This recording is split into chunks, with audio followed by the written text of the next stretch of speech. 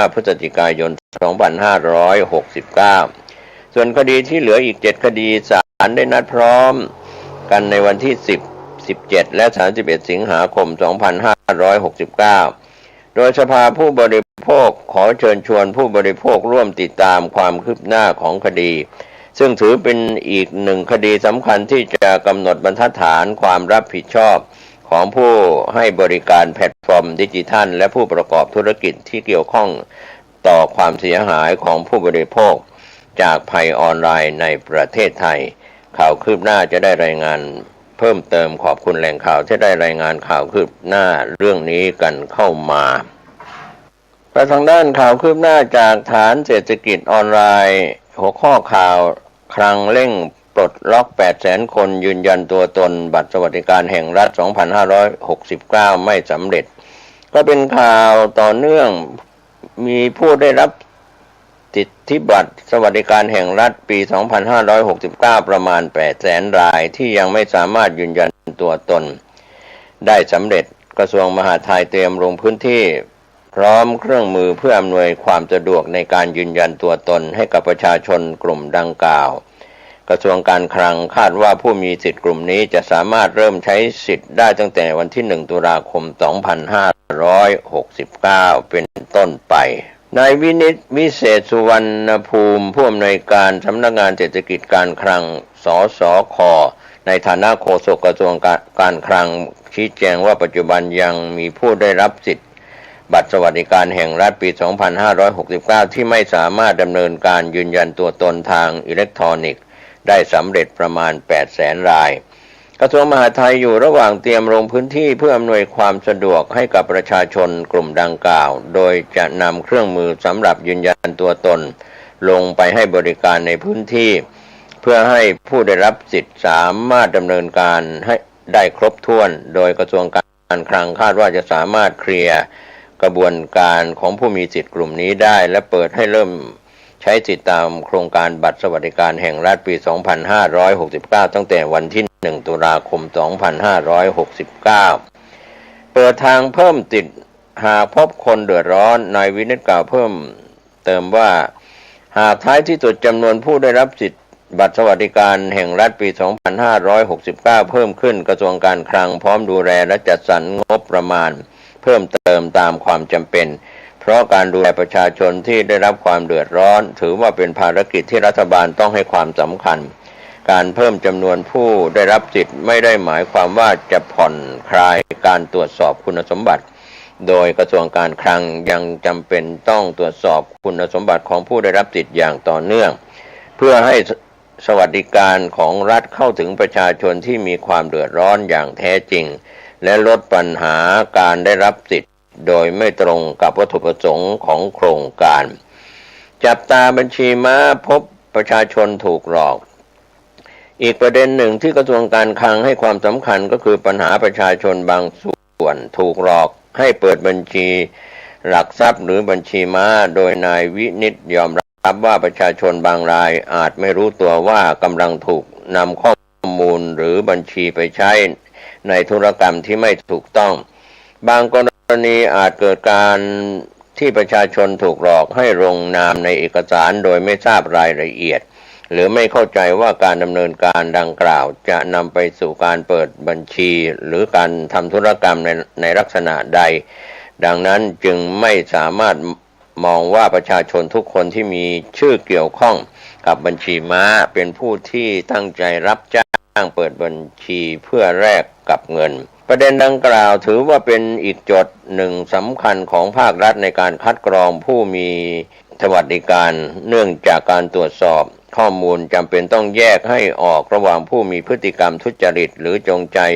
ใช้สิทธิผิดวัตถุประสงค์กับประชาชนที่ตกเป็นเหยื่อของกระบวนการหลอกลวงคนจนใหม่กว่า3 ล้านรายส่วนใหญ่เป็นวัยทำงานนายวินิตกล่าวเพิ่มเติมว่ากระทรวงการคลังยังตั้งข้อสังเกตจากข้อมูลการลงทะเบียนบัตรสวัสดิการแห่งรัฐรอบปี 2569 ว่ามีผู้ได้รับสิทธิ์รายใหม่มากกว่า3 ล้านรายและเมื่อพิจารณาภาพรวมของผู้ได้รับสิทธิ์พบว่าส่วนใหญ่เป็นประชาชนวัยทำงาน ข้อมูลดังกล่าวสะท้อนโจทย์สำคัญว่าแม้เวลาจะผ่านมาประมาณ5 ปีแล้วนับจากการลงทะเบียนรอบที่ผ่านมาแต่ประชาชนบางส่วนยังคงอยู่ในภาวะยากลำบากเช่นเดิมจึงจำเป็นต้องทำความเข้าใจถึงสาเหตุที่ทำให้คนกลุ่มนี้เรียกว่าคนกลุ่มนี้ไม่สามารถหลุดพ้นจากข้อจำกัดด้านรายได้และความเป็นอยู่ได้สิ่งที่ต้องเร่งทำความเข้าใจแก้ไขและช่วยเหลือก็คือปัญหาเรื่องนี้พร้อมทั้งต้องหาวิธีพัฒนาทักษะฝีมือเพื่อเพิ่มโอกาสให้ประชาชนวัยทำงานสามารถมีรายได้และยกระดับคุณภาพชีวิตได้ในระยะยาวยังมีประชาชนบางส่วนที่ประกอบอาชีพหรือมีรายได้จากการทำงานที่ไม่ได้อยู่ในฐานข้อมูลของภาครัฐทำให้การประเมินสถานะทางเศรษฐกิจอาจไม่สะท้อนภาพความเป็นจริงทั้งหมดและอาจมีประชาชนบางกลุ่มได้รับสิทธิ์แม้จะไม่ได้เป็นกลุ่มที่มีความเดือดร้อนมากที่สุดจอปรับเกณฑ์สวัสดิการนายวินิจกล่าวเพิ่มเติมว่ากระทรวงการคลังมั่นใจว่าเกณฑ์คัดกรองที่นำมาใช้ในรอบปี 2569 นี้มีการปรับปรุงให้ดีขึ้นและจะช่วยให้รัฐสามารถจัดสรรสวัสดิการไปยังประชาชนที่มีความเดือดร้อนมากที่สุดได้อย่างตรงเป้าหมายมากขึ้นก็ออกมายอมรับว่าในระบบการคัดกรองย่อมมีโอกาสที่ประชาชนบางส่วนอาจหลุดจากสิทธิ์ดังนั้นโจทย์สำคัญระยะต่อไปก็คือการปรับปรุงเกณฑ์ให้สามารถเข้าถึงประชาชนเดือดร้อนจริงและลดปัญหาคนจนตกหล่นจากระบบ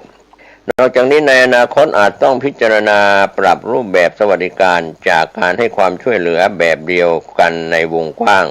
ไปสู่การออกแบบสวัสดิการที่เหมาะสมกับปัญหาของแต่ละบุคคลให้มากขึ้นเพื่อให้การใช้เงินงบประมาณเกิดประโยชน์สูงสุดและช่วยแก้ปัญหาได้ตรงจุดด้านการบริหารจัดการเศรษฐกิจในภาพรวมนายวินิจกล่าว ทิ้งท้ายว่าขณะนี้คณะอนุกรรมการกลั่นกรองการใช้เงินกู้กำลังเร่งดำเนินการพิจารณาโครงการต่างๆโดยคาดว่าจะมีโครงการที่เกี่ยวข้องกับการเปลี่ยนผ่านด้านพลังงานออกมาภายในเดือนสิงหาคม 2569 ในขณะเดียวกันกระทรวงการคลังเตรียมทบทวนและปรับปรุงแผนการคลังระยะปานกลางช่วงเดือนพฤศจิกายนถึงเดือนธันวาคม 2569 เพื่อให้กรอบการบริหารการคลังสอดคล้องกับสถานการณ์เศรษฐกิจและทิศทางนโยบายของรัฐบาลในระยะต่อไปก็ขอบคุณทีมข่าวคุณอรพินจันทแสงจากฐานเศรษฐกิจการเมืองนะครับก็เป็นส่วนขอบคุณผู้สื่อข่าวอรพินจันทแสงจากฐานเศรษฐกิจการเมืองก็เป็นผู้ให้ข้อมูลในการสัมภาษณ์ข้อมูลจากแหล่งข่าวที่กล่าวแล้วข้างต้นข่าวคืบหน้าจะได้รายงานเพิ่มเติมไปทางด้านข่าวเรื่องไขข้อสงสัย QR Code ด้านหลังใบขับขี่สมาร์ทการ์ดรู้ว่ามีไว้ทำไมก็เป็นข้อมูลจากแหล่งข่าวพูดถึง QR Code ด้านหลังใบขับขี่สมาร์ทการ์ดมีไว้ทำไมสแกนแล้วเจอแต่ตัวเลขแท้จริงแล้วนี่คือฟีเจอร์รับช่วยชีวิตเชื่อว่าหลายคนที่ถือใบขับขี่แบบสมาร์ทการ์ดรุ่นใหม่คงจะเคยสังเกตเห็น QR Code เล็กๆที่อยู่ด้านหลังบัตรกันมาบ้างพอนำมือถือไปลองสแกนเล่นดูกลับเจอแต่ชุดตัวเลขยาวๆที่ดูเหมือนไม่มีความหมายอะไรเลยจนหลายคนคิดว่าเป็นแค่รหัสลับของระบบขนส่งแต่บอกเลยว่าไม่ได้มีไว้ประดับเท่ๆเพราะมันซ่อนประโยชน์สำคัญที่อาจช่วยชีวิตคุณได้ในยามฉุกเฉินไขความลับ QR Code หลังใบขับขี่มีไว้ทำไมนั้นหน้าที่หลักของ QR Code ตัวนี้ออกแบบมาเพื่อเชื่อมต่อกับแอปพลิเคชันอย่างเป็นทางการของกรมการขนส่งทางบกที่รองรับการใช้งานใบขับขี่ดิจิทัลตามกฎหมายจราจรโดยมีประโยชน์เด่นๆที่คุณคาดไม่ถึงดังนี้ 1. กุญแจสำคัญเปิดใช้งานใบขับขี่ดิจิทัล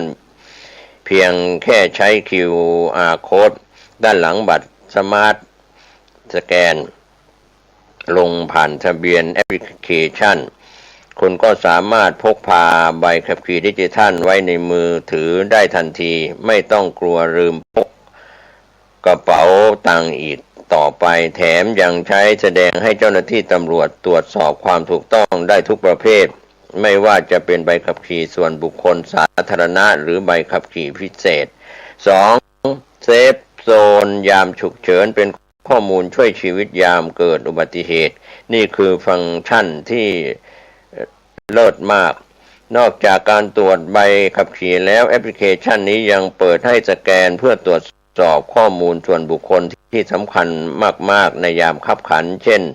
กรุ๊ปเลือดประวัติการแพ้ยาโรคประจำตัวสิทธิการรักษาพยาบาลไปจนถึงเบอร์โทรศัพท์บุคคลติดต่อฉุกเฉินลองนึกภาพดูว่าหากเกิดอุบัติเหตุไม่คาดฝันขึ้นมาเจ้าหน้าที่หรือทีมกู้ภัยสามารถสแกน QR Code นี้เพื่ออ่านข้อมูลสำคัญและช่วยเหลือได้อย่างรวดเร็วทันใจเปรียบเสมือนการพกพาการ์ดข้อมูลสุขภาพสุดติดตัวไว้ตลอดเวลานั่นเองรู้อย่างนี้แล้วใครที่ยังไม่เคยลองดาวน์โหลดแอปพลิเคชันนี้และผูกข้อมูลใบขับขี่ของตัวเองลองหยิบกระเป๋าตังค์ขึ้นมาสแกนเตรียมไว้เลยบอกเลยว่ามีประโยชน์และอุ่นใจกว่าที่คิดมากก็ขอบคุณแหล่งข่าวที่ได้รายงานหัวข้อข่าวไขข้อสงสัย QR Code ด้านหลังใบขับขี่สมาร์ทการ์ดเพิ่งรู้ว่ามีไว้ทำใหม่ข่าวคืบหน้าจะได้รายงานเพิ่มเติมไปทางข่าวการเมืองจากกรุงเทพธุรกิจออนไลน์รีเซ็ตมหาดใหญ่รถใหญ่ครูใหญ่สีน้ำเงินจัดทัพ40ก็เป็นข้อมูลวิพากษ์จากกรุงเทพธุรกิจออนไลน์กระทรวงมหาดไทยเตรียมปรับเปลี่ยนตำแหน่งผู้บริหารระดับสูง40ครั้งใหญ่ในเดือนกันยายนนี้เพื่อทดแทนข้าราชการ18ตำแหน่งที่เกษียณอายุและเปิดทางให้พรรคภูมิใจไทยจัดวางคนของตนเองตำแหน่งปลัดกระทรวงมหาดไทยเป็นที่จับตามองที่สุดท่ามกลางกระแสข่าวการชิงอำนาจภายในพรรคภูมิใจไทยเพื่อผลักดันคนของตนเองขึ้นมาแทนมีการคาดการณ์ถึงข้อตกลงว่าหากปลัดกระทรวงคนปัจจุบันยังอยู่ในตำแหน่งเดิมอำนาจในการแต่งตั้งตำแหน่งอธิบดีและผู้ว่าราชการจังหวัดจะตกเป็นของครูใหญ่สีน้ำเงินและการแต่งตั้งครั้งนี้จะเน้นบุคคลในสายตรงของพรรคภูมิใจไทยหรือที่เรียกว่าสิงห์น้ำเงินมากกว่าระบบรุ่นจากสถาบันการศึกษาแบบเดิมสัญญาณชัดหลังนายกรัฐมนตรีนายอนุทินชาญวีรกุลที่ควบรัฐมนตรีว่าการกระทรวงมหาดไทยออกมายอมรับเรื่องการแต่งตั้งโยกย้ายต้องทำให้ถูกต้องและเหมาะสมกับงานหลังจากก่อนหน้านี้มีกระแสข่าวออกมาว่ามหาดไทยเตรียมจะรีเซ็ตผู้บริหารระดับสูงครั้งใหญ่ท่าทีอนุทินกับกระแสข่าวสอดคล้องเป็นเนื้อเดียวกันย่อมปฏิเสธไม่ได้ว่าข่าวนี้จงใจปล่อยออกมาเพื่อส่งสัญญาณให้รับรู้โดยเฉพาะข้าราชการกระทรวงได้มีเวลาเตรียมตัวเตรียมใจในขณะเดียวกันกระแสข่าวดังกล่าวยังบังเอิญออกมาในไทมิ่งใกล้ฤดูกาลโยกย้ายข้าราชการประจำปีที่ต้องขยับทดแทนคนเก่าที่กำลังจะเกษียณอายุราชการในสิ้นเดือนกันยายนนี้โดยเฉพาะการวางคนของตัวเองเข้าไปทำงานดังนั้นสัญญาณการแต่งตั้งโยกย้ายครั้งใหญ่ที่บอกกล่าวล่วงหน้าจะได้ไม่ต้องแตกตื่นหรือเป็นที่จับตาว่าเกิดอะไรขึ้นเรียกว่าอาศัยฤดูกาลกับจังหวะชุลมุนข่าวคราวเสียหายของกระทรวงมหาดไทยใช้เป็นข้ออ้างในการบิ๊กคลีนนิ่งสำหรับเดือนกันยายน 2569 นี้ในส่วนของข้าราชการกระทรวงมหาดไทยมีระดับบิ๊กเกษียณอายุราชการจำนวน18คนประกอบด้วย1รองปลัด2อธิบดี1รองปลัด2อธิบดี13ผู้ว่าราชการจังหวัดและ2ผู้ตรวจสันติธรยิ้มระไมรองปลัดกระทรวงมหาดไทยที่เป็นประธานคณะกรรมการตรวจสอบข้อเท็จจริงของการทุจริตสอบเข้าท้องถิ่นในชุดแรกพรพจน์เพ็ญพาสอธิบดีกรมที่ดินคีย์แมนคนสำคัญในคดีเขากระโดงสายตรงน้ำเงิน พงษ์นราเย็นยิ่งอธิบดีกรมโยธาธิการและผังเมืองณัฐวัฒน์วิริยานภาพผู้ตรวจราชการกระทรวงมหาดไทยสมภพ